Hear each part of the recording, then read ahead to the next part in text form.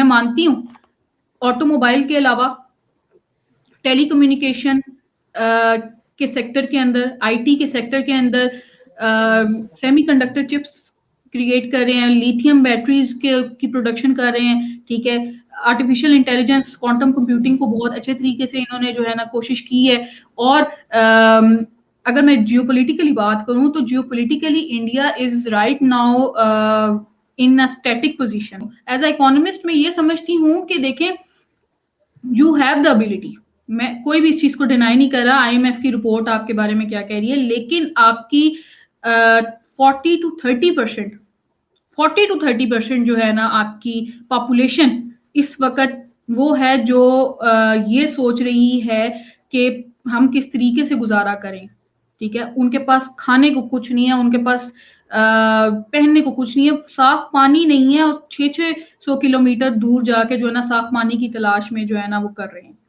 ठीक है। No one is doubting about your capabilities and no one is challenging your capabilities, but the thing is कि जो India है, Indian peoples है, they are living in delusion कि हम 4 trillion economy जो है ना बन चुके हैं, हम अब 3rd ट्रिलियन इकोनॉमी भी बन जाएंगी। बट द फैक्ट इज ये जो राइज अप हुआ है ये पॉपुलेशन की वजह से हुआ है। सेकेंडली ये राइज अप हुआ है तो इनकी एक्सपोर्ट को जो है ना, जो इनका बहुत अच्छा फैक्टर है, हर कंट्री को ऐसे करना चाहिए, पहले प्रोडक्ट प्रोड्यूस करने चाहिए और फिर उसके बाद जो है ना एक्सपोर्ट करने चाहिए। एक्सपोर्ट इंक्रीज होगी, वेजेस इंक्रीज होंगे, जीडीपी इंक्रीज होगा, ठीक है।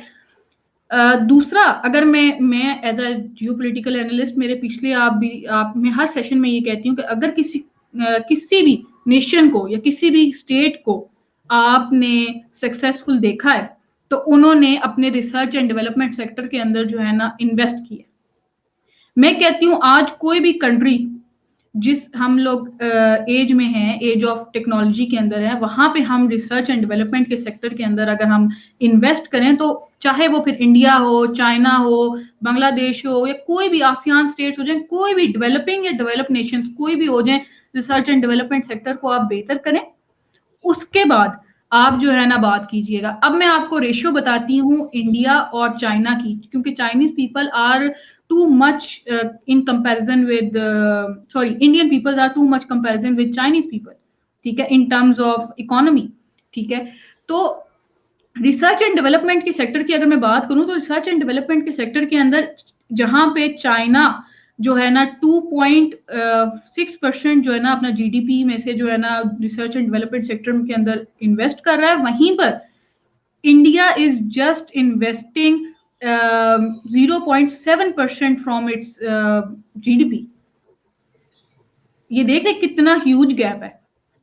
उसके बाद आप ये देखें कि इंडस्ट्रियल सेक्टर जो मैन्युफैक्चरिंग हब है, ठीक है, आपके पास फैक्ट्रीज नहीं है, आपके पास उस तरीके से जिस तरीके से आपके पास लोग हैं या आपके पास ग्रेजुएट्स बैठे हुए हैं, यंग टैलेंट बैठा हुआ है, आप उनको स्पॉइल कर रहे हैं। और अगर मैं इंडस्ट्रियल सेक्टर की बात करती हूँ तो इंडस्ट्रियल सेक्टर 2014 से लेकर 2025 तक कहीं कभी 15.5% और 17% के दरमियान में जो है ना लाई कर रहा है। अगर असल में इन्होंने राइज अप करना होता, ठीक है, मैं ये नहीं कह रही हूं कि इन्होंने असल में राइज अप नहीं किया, बट द थिंग इज कि आपको जिस तरीके से पॉपुलेशन ने आपकी हेल्प आउट किया है ना in rising, in becoming a $4 trillion economy, उस तरह किसी ने भी नहीं किया। और ये पॉपुलेशन का जो ग्राफ है वो बढ़ता ही जा रहा है, ठीक है। उसके अलावा आप देखें, इवन इंडस्ट्रियल सेक्टर को आप छोड़ें, इंडस्ट्रियल सेक्टर के अलावा एग्रीकल्चर सेक्टर का अभी 8% जो है ना डिक्लाइन हुआ है दिस ईयर, लास्ट मंथ के मुताबिक, डेटा के मुताबिक।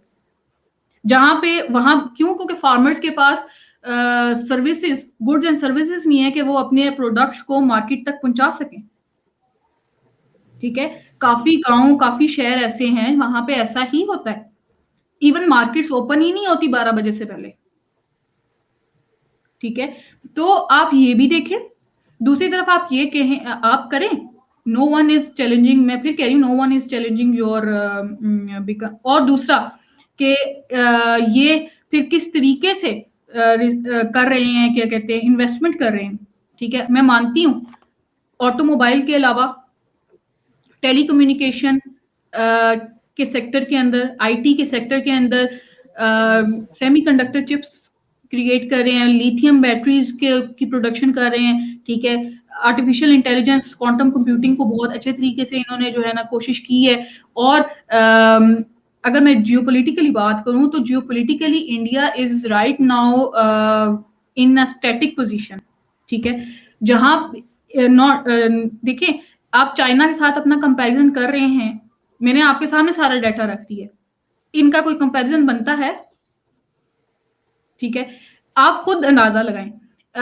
उसके बाद क्या कहते हैं, ये जहां पर क्या कहते हैं, चाइना को आप छोड़ें, आप ये देखें कि जियोपॉलिटिकली अभी किस तरीके से अभी जो स्टांस नजर आया है, अभी जो मैं कहूंगी जियो स्ट्रेटेजिकली जिस तरीके से डिफेंस डील्स, ट्रेड डील्स, ये सारी चीजें अभी रिसेंटली अगर मैं बात करूं तो इंडिया ने पर्टिकुलरली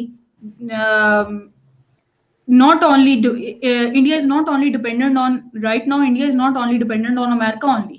ठीक है, ये नहीं है। उसके अलावा उन्होंने रीबैलेंसिंग एक्ट के थ्रू जो है ना चाइना, रशिया, आसियान स्टेट्स, फिर उसके बाद साउथ कोरिया हो गया, जापान हो गया, and then New Zealand, Australia, and in countries के साथ जो है ना अपने ट्रेड डील्स किए हुए, एमओयूज साइन किए हुए। ठीक है, it is a big achievement. ठीक है, अब देखते हैं इस साल जो इन्होंने किया है वो अगले साल वो आने वाले वक्त में होता है कि नहीं होता। बट द थिंग इज कि आप देखें कि जहां पे आपका जो है ना जीडीपी इतना जीडीपी पर सेप्टा इनकम इतना कम है, वहीं पर आप क्या कहते हैं, अगर आपको करना है तो आप आपकी जो 40 to 50% जो इकोनॉमी जो पॉपुलेशन है जो कि इस वक्त बहुत ज्यादा सफर कर रही है, ठीक है, उसको आप सही करें। उसके लिए आप उनके पास पढ़ने को नहीं है, इलेक्ट्रिसिटी नहीं है, साफ पानी नहीं है, इन सब चीजों को कौन करेगा? ठीक है, हम सबको पता है कि पॉलिटिकल अपहीवल्स कितना ज्यादा जो है ना पार्टीज के दरमियान में। ठीक है, चाहे वो बाहर की पार्टी हो जाए, चाहे वो बीजेपी हो जाए। ठीक है, तो मैं ये समझती हूं कि right now India is no doubt, India is on paper a $4 trillion economy के सस्टेन करने की एबिलिटी इंडिया मैं समझती हूँ कर भी लेगा। और मैं नहीं भी करती हूँ, इस पर मैं मेडियोकर ही रहूंगी, अपना रिएक्शन मेडियोकर ही रखूंगी, क्योंकि राइट नाउ आप देखेंगे स्लाइड जो है ना सिर्फ क्रॉस की है, स्लाइटली इन्होंने क्रॉस किया है जापान को।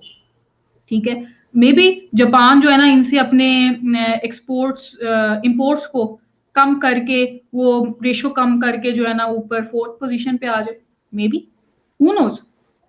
ठीक है, तो it's a good achievement right now, but we have to put our self, अगर आपको सक्सेसफुल होना है तो आपको इस रेशो को बढ़ाना पड़ेगा, जो रिसर्च एंड डेवलपमेंट की सेक्टर के अंदर जो है ना आप रेशो बढ़ा रहे हैं। 0.7% कुछ भी नहीं है चाइना के सामने। साउथ कोरिया इवन वो 5.6% जो है ना रिसर्च एंड डेवलपमेंट के सेक्टर के अंदर कर रहा है इन्वेस्टमेंट पर from GDP every year.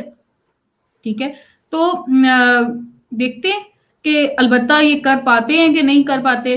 Right now India is in good position to maintain its relation with other countries, not only in with United States, and वो इस तरीके से अपने इन्वेस्टमेंट्स को, अपने क्या कहते हैं एक्सपोर्ट्स को और मैन्युफैक्चरिंग हब को ऊपर मनूवर करे।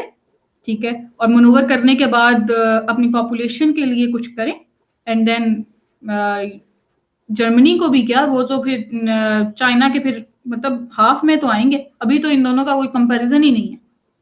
ठीक है, जो इंडिया ये कह रहा है कि हम रीजनल हब, रीजनल एक पावर चैलेंज क्रिएट करेंगे as a regional power for China, ऐसा कुछ है नहीं। डाटा आपके सामने मैंने रख दिया सारा।